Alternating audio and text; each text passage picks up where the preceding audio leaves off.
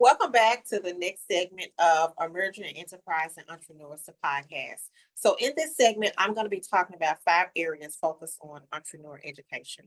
So, the first topic is going to be online versus traditional reading. So, the research that I did, so the foundation for this research was based off of a communication theory that was studied in the 1940s, and it's called the uses and gratification theory. And so when we talk about online versus traditional reading, the research that I discovered was that you cannot actually comprehend or retain information in the same way if you're reading a print article versus an online article. Now, one of the reasons why I created a digital platform was to target millennials and Generation Z because they use technology on a consistent basis. And so they were able to use their smartphones or their tablets to access the content, and this is a way for them to actually learn something. Well, this solved the problem for that generation, but were they actually retaining the articles that I was reading? And then also, there's something about putting something in your hand so that if you're reading, you can actually make notes on it, you can highlight it, and then you can save it for a later time. When you have an article that's online, once it goes away from your inbox, if it comes to you through email, then there's no way for you to go back in and look for it. So it could get lost in the sauce, so to speak. The next topic is going to be entrepreneur education. So there's a study that was done, and this study looked at how to determine whether or not you're going to be an entrepreneur. So I mentioned in the first segment that I'm the third generation entrepreneur in my family. And actually, my son is the fourth generation. So we have 4 generations of individuals that have taken on the role of being an entrepreneur. But how do we learn to become an entrepreneur? So neither generation really learned about entrepreneurship. It was based off of, I need to earn some money, so this is what I'm going to do.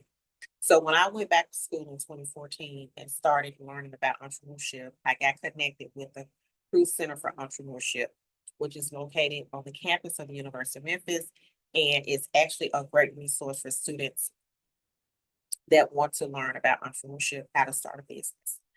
And so that education helped me to understand that entrepreneurship is really about solving a problem.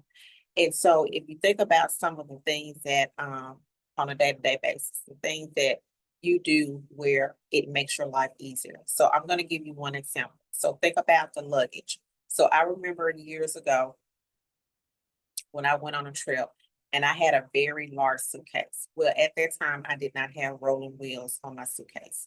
So I had to carry it. So when I got off the plane and had to go to the baggage claim, then, my family was like, okay, we know whose suitcase that is because it's very big. Well, once rollers became popular on your luggage, now you can just scroll through the airport. You don't have to worry about picking anything up with your hand. So that was an entrepreneur thinking, how can I make this problem benefit another person? How can I relieve their pain points? So that is really what an entrepreneur is. And then there's another article that I read by a Harvard professor, and he said entrepreneurship is the opportunity of resources beyond your control. So there are times when you're being an entrepreneur where you're not going to know how you're going to make it to the next day because things are up and down. It's not static, and sometimes your revenue is not consistent. So you have to figure out, how am I going to make it? Sometimes you have to get another job so that you can sustain your personal bills while you're trying to grow your business. So what is the age that you think we should actually educate individuals about entrepreneurship? Well, my son, who is a full-time entrepreneur, he actually started learning about entrepreneurship when he was about 8 years old, I believe. So he went with his father downtown in Court Square, and they sold snow cones. So he learned early the value of trying to sell something, and it motivated him. So when he got to become an adult, then of course he continued to focus on how can he make his own money. So that's the second topic. The third topic is Black entrepreneurship. So Black entrepreneurship, of course, has been in existence for a very long period of time. We think about someone that's historical, that's in Memphis, Tennessee, Robert R. Church Sr. So he was the first Black millionaire here in the city of Memphis. Now, his story is very inspirational because he had to overcome so many challenges in order to become an entrepreneur. So I encourage you to read his story so that you can learn more about his background. But we also know about Black Wall Street. And we know that this community, they worked within each other, they supported each other. And so they were destroyed by a mob. And so Black entrepreneurs have always been in existence, but there have been some systemic barriers that have caused us to actually face challenges that other cultures may not have faced. That's one of the reasons why diversity, equity, and inclusion programs were so important, because it gave us an opportunity to get a leg up. The fourth topic is entrepreneur mindset. So having a mindset means that you think about things in a different way. So I was teaching a class at the University of Memphis, and this class focused on, it was intro to entrepreneurship. So the individuals that were actually wanting to be entrepreneurs, they focused more on the business side. Whereas the ones that were employees, they kind of got lost a little bit in trying to figure out, how can I do something entrepreneurial within my company? So for instance, if you want to solve a problem within your corporation, then you look at, okay, how is this going to make life easier for other employees? So that's the beginning step to solve the problem. Now, one of the things that you want to make sure of is that you write down what your ideas are, and that you have it so that it's something that you can refer to and that it becomes your intellectual property. Now, there are some legal aspects of that, that if you work for somebody, you work for hire, then whatever you develop, whatever you create is considered to be their property. But, I would recommend that you speak with a business law attorney and kind of figure out if there's some ways around that, because a lot of times we as employees, we give our ideas and thoughts to our employers. They take it as their own, they make money off of it, and we don't really benefit from it. So having an entrepreneur mindset means that you look at things differently.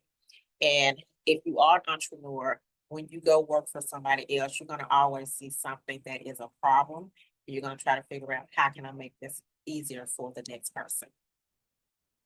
And then the last topic that we'll conclude with is going to be new media technologies. So new media technologies are those technology platforms that we use on a day-to-day basis.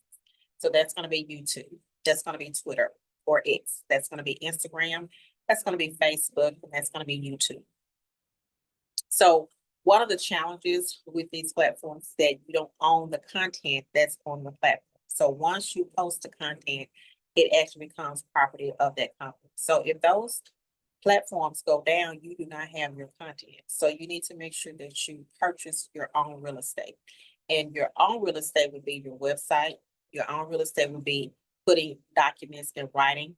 That was one of the reasons why I created a print magazine, because I knew that even though I had something on the website, if I put it in writing, then I can always refer back to it.